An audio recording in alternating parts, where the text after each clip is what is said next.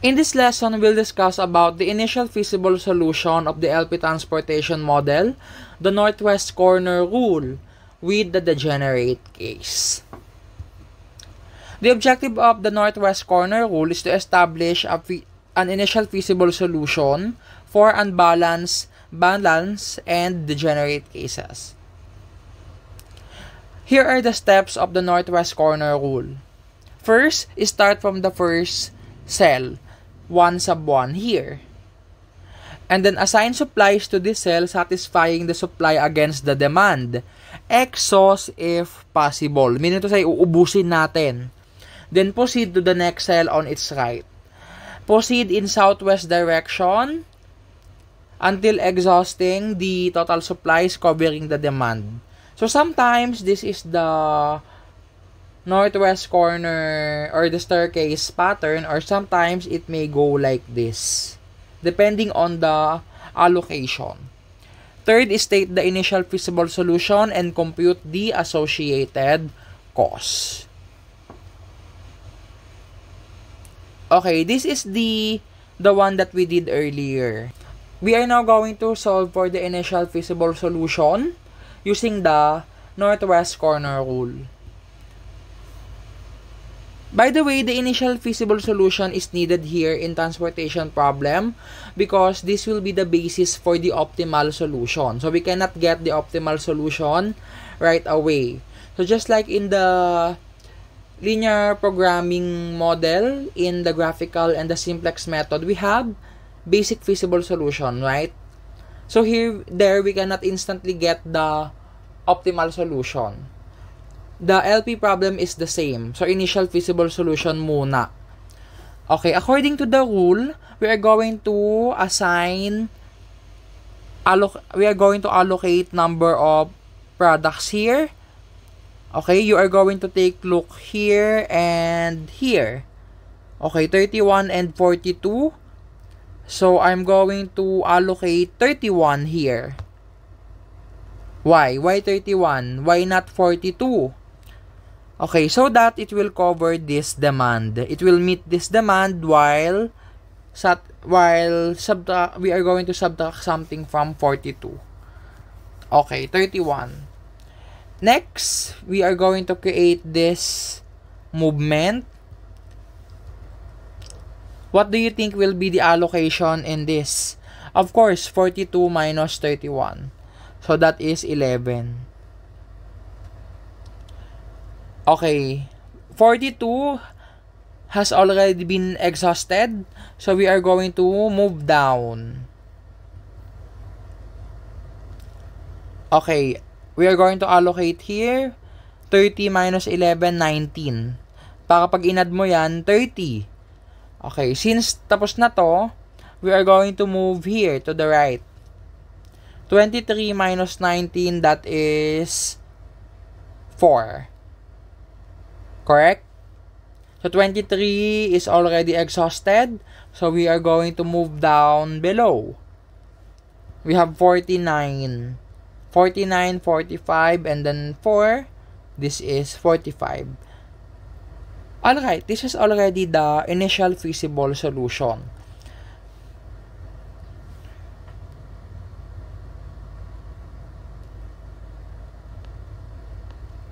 IFS. Let us use the variable y because this is the variable used in the LP model. Don't forget to get also the total. This is 110.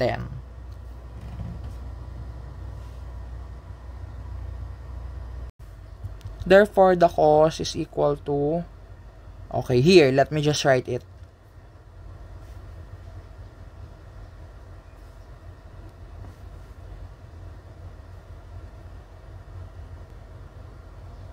Okay, we have 1,004. This is the initial cost.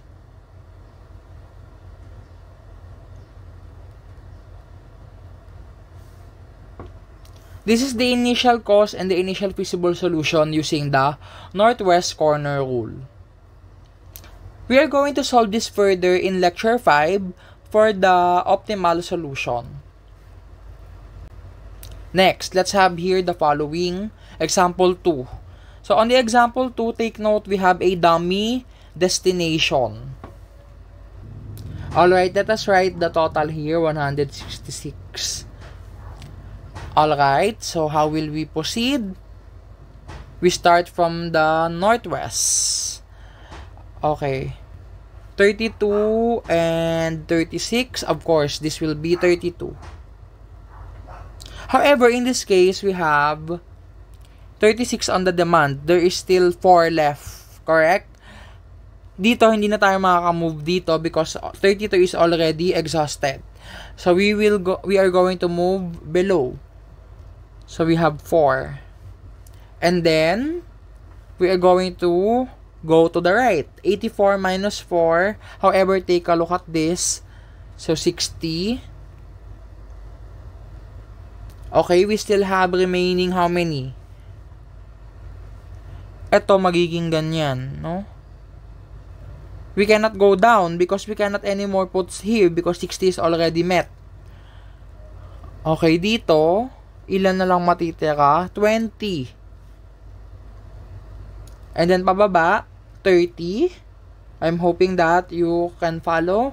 And then, here we have 20. Ayan, there you go. 166. So, let us get the cost, initial cost. For the cost, we have 32 times 32 plus 4 times 19 plus 60 times 16 plus 20 times 27 and then plus 30 times 8. Okay, this is equal to 2,840. This is the initial cost with the initial feasible solution.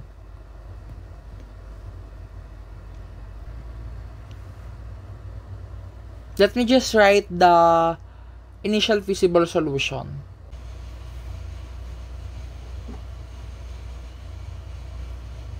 Next, example 3. For the example 3, we have here a dummy source. Okay, the total of this one is 130. Okay. So, gagawin ko na ng mabilis. 30, 40, 30, 20, 10. Okay, this is the pattern. To you, my audience, you may practice anything in the northwest corner rule, invent a problem, and then do it yourself. Let us compute for the cost.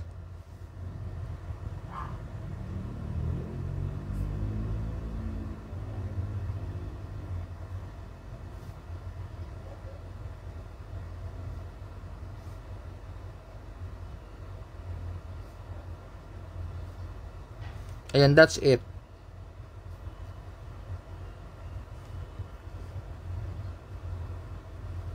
Alright, 1,290. Let me just write the initial feasible solution.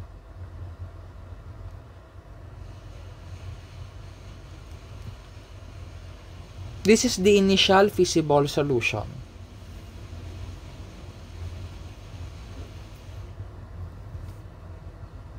Next, we have a special case of LP transportation problem, the degenerate case. An LP transportation model is said to be degenerate when the tableau does not have the required number of allocation, that is, m plus n minus 1, where m is the number of sources and n is the number of destinations.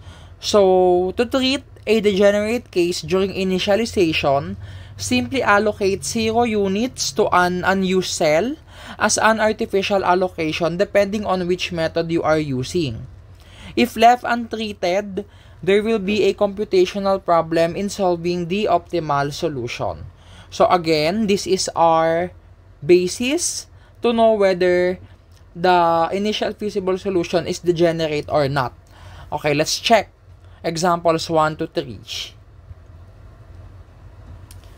Okay, here we have how many sources?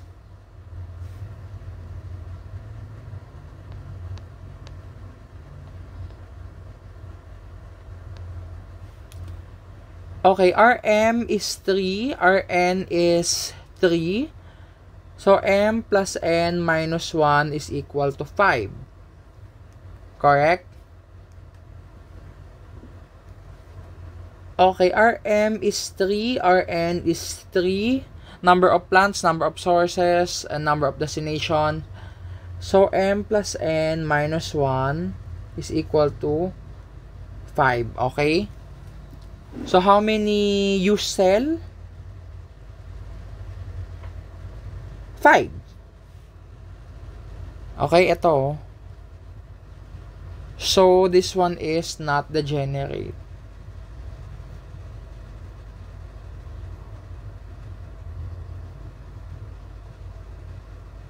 This is okay.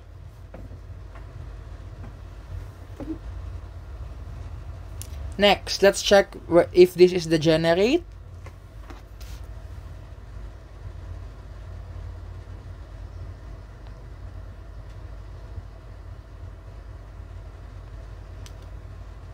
Okay, m plus n minus 1. This should be equal to how many cells? 1, 2, 3, 4, 5, 6. Okay, how many columns? How many sources? 3. How many destinations? 4, including the dummy. And then minus 1. Ito nga ba ay equal sa 6? Okay, we have 6 equals 6. So, this is non-degenerate.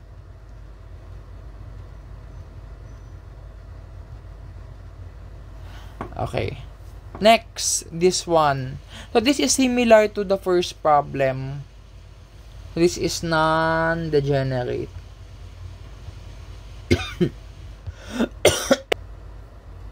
Okay, let's have here the following problem. So, let's allocate 35, 5, 15, northwest corner. Okay. However, here, the demand has been met already for this one. So, we are going to skip this and then go here. 60. This is an example of a degenerate case. Because take note, m plus n minus 1, ito nga ba ay equal sa ilan yung occupied cells? 4. So, we have 3 plus 3 minus 1. Ito nga ba ay equal sa 4? 6 minus 1 is 5. So, this is not equal to 4. So, this one is degenerate. So, what are we going to do? Simply add 0 to the unused cell. So, in this case, we are going to assign 0 here. Did you understand? So, this is the technique in solving the degenerate case. Since this is northwest corner, we are going to add 0 here because that is the algorithm of the northwest corner rule. Alright, so let's compute the cost. Therefore, the cost is equal to 35 times 7 plus 5 times 2 plus 15 times 3 plus 60 times 5. Hindi ko na sinama yung degenerate na unused cell. Hindi ko na sinama yung 0. This is how much? 600 pesos. Okay, so let's write the initial feasible solution. The artificial allocation.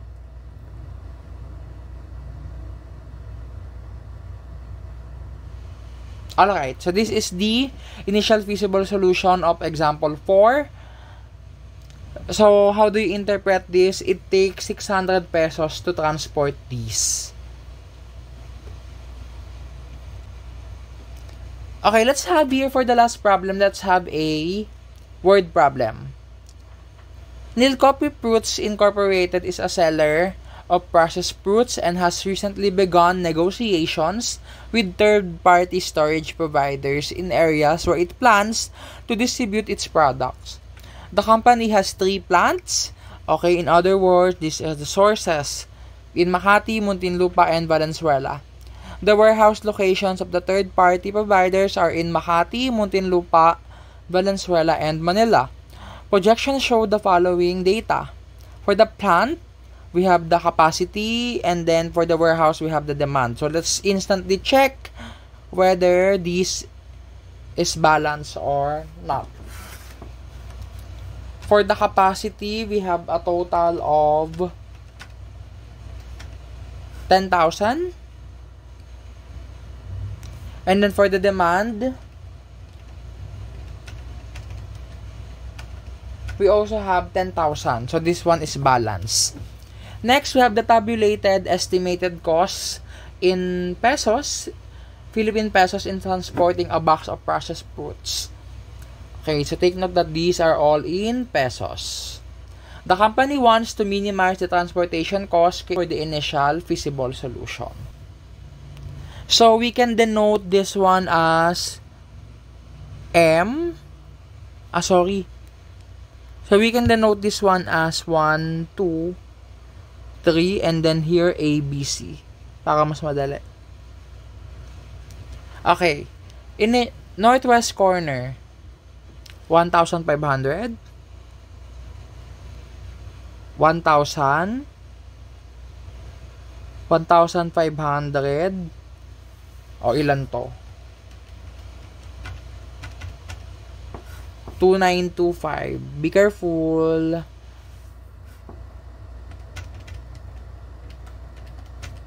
So we have 1,075 and then 2,000. This is a balanced transportation problem.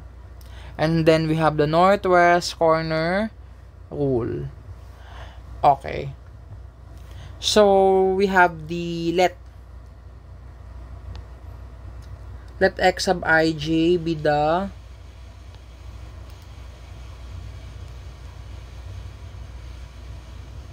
number of boxes. Let's use the variable x. Okay, IFS x sub 1a, Makati to Makati, 1,500. X1B, Makati to Manila, 1,000. Number of boxes, okay? Muntinlupa to Manila, 1,500. Muntinlupa to Muntinlupa, 2,925. Valenzuela to Muntinlupa, 1,075. And last, we have Valenzuela to Valenzuela, 2,000. Okay. Let's check if this is degenerate or not. Okay.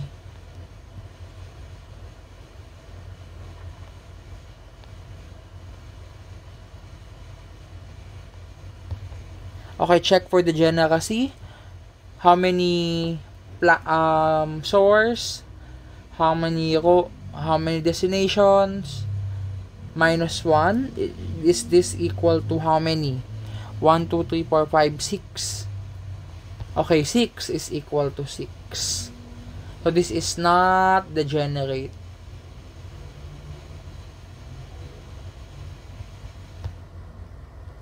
Alright, let's now solve for the cos. Therefore, the cos is as follows.